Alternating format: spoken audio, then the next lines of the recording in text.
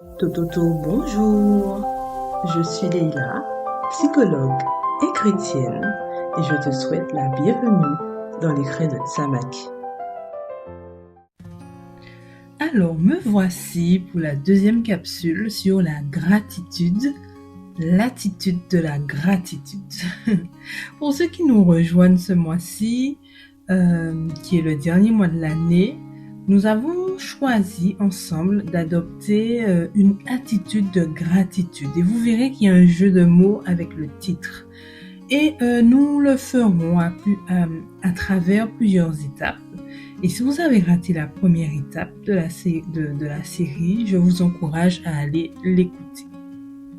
Eh bien, aujourd'hui, nous allons remercier Dieu pour ce qu'il fait. C'est vrai que la dernière fois, j'ai précisé qu'il était important qu'on s'arrête sur qui il est. Mais aujourd'hui, nous allons vraiment nous intéresser à ce qu'il fait, ce qu'il a fait dans nos vies, dans vos vies, et particulièrement cette année. Je vous invite à le remercier pour les opportunités, les portes ouvertes, ces portes-là qu'il a ouvertes pour vous, les chemins qu'il a frayés pour vous, parce que c'est lui, lui, quand il ouvre une porte, personne ne peut la fermer. Il n'y a aucune personne, aucune situation ne peut ouvrir à sa place, et aucune situation ne peut fermer à sa place. Apocalypse 3, le verset 7 nous dit: voici ce que dit le Saint, le véritable, celui qui tient la clé de David, celui qui ouvre et nul ne peut fermer. Alors, comme je vous disais, c'est lui qui détient ces opportunités-là, et quand il ouvre, les bénédictions, les pluies de bénédictions tombent sur nous, c'est vraiment parce qu'il l'a voulu et qu'il l'a déclaré. Alors, je te propose de prendre un temps pour le remercier pour toutes ces choses, toutes ces bénédictions matérielles, spirituelles, physiques et autres. Et ça peut aussi être vraiment ce que Dieu vous a donné. Quand je dis spirituel notamment, ce sont vos dons, vos talents, les capacités, des choses que vous réclamiez et qu'il vous a donné.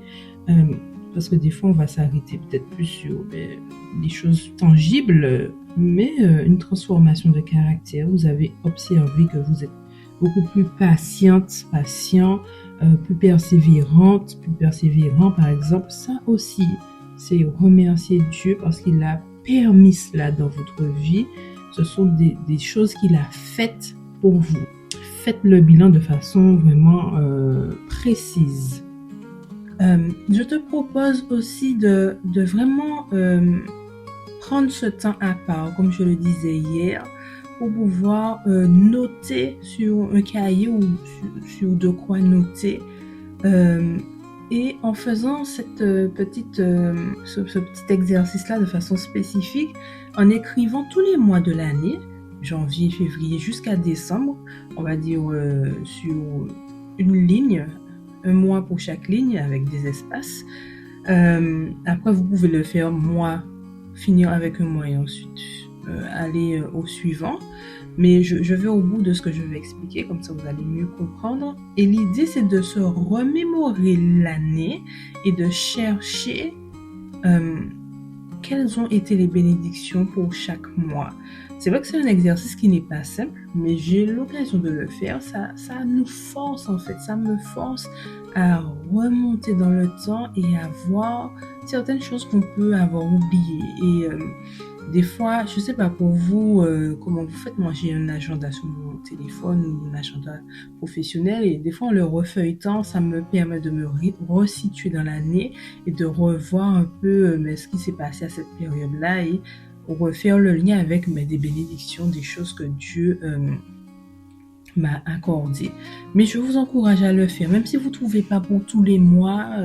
Et j'ai envie de vous dire que pour chaque mois, on peut trouver, mais il faut prendre le temps, il faut demander aussi à Dieu sa guidance, son Saint-Esprit pour se rappeler. Mais faites cette expérience-là de noter chaque mois et de chercher les bénédictions qui se sont passées, que vous avez eues. Et faites le lien avec qui Dieu est par rapport à ces bénédictions-là, par rapport à ce qu'on a vu la dernière fois. Vous pourrez faire le lien avec ce que vous avez reçu. Il y a forcément des traits de la personnalité, du caractère de Dieu. Et ne minimisez pas, il n'y a pas de petites bénédictions, il n'y a pas de petits miracles. Toutes ces choses-là, si elles viennent de Dieu, elles viennent du Tout-Puissant. Donc il n'y a rien de petit avec lui, parce qu'il est minutieux, il est stratégique, et tout ce qu'il fait, tout ce qu'il nous donne a un sens pour maintenant, mais aussi pour l'éternité. Alors, je t'invite à revenir sur tes pas, à faire marche arrière, à faire demi-tour, comme ce lépreux que Jésus a guéri. Il faisait partie d'un groupe de 10 lépreux et Jésus a déclaré la guérison sur eux. Ils sont partis, ils n'ont pas été guéris tout de suite. Et c'est en cours de route qu'ils ont été guéris. Mais il y a un seul sur le groupe de 10 qui est retourné vers Jésus pour lui dire merci. Et on trouve ça dans Luc 17, les versets 15 à 16. L'un d'eux, quand il se rendit compte qu'il était guéri, revint sur ses pas en louant Dieu à pleine voix. Il se prosterna aux pieds de Jésus, face contre terre, et le remercia. Alors ne soyons pas comme les 9 autres qui ont tracé leur route avec leur bénédiction. Revenons sur nos pas pour remercier Dieu pour ses bénédictions et faisons-le à plein gosier, à pleine voix, avec des louanges pour notre Dieu. Ne soyons pas timides avec lui parce que c'est notre papa, c'est notre Dieu et c'est normal de pouvoir exprimer par des chants, par des danses, par ce que vous voulez, votre joie pour ses bénédictions et puis surtout pour qui il est. Alors, je te laisse organiser ce temps et puis on se revoit très vite pour la prochaine capsule. Bien sûr, continuez à partager les épisodes. Ceux qui m'écoutent pour la première fois, n'hésitez pas à vous abonner, ou ceux qui m'ont déjà écouté et qui ne se sont pas encore abonnés, n'hésitez pas à vous abonner. Et puis, je te dis à bientôt dans les Crins de Tsamak, cet espace de développement et d'éclosion qui t'est dédié.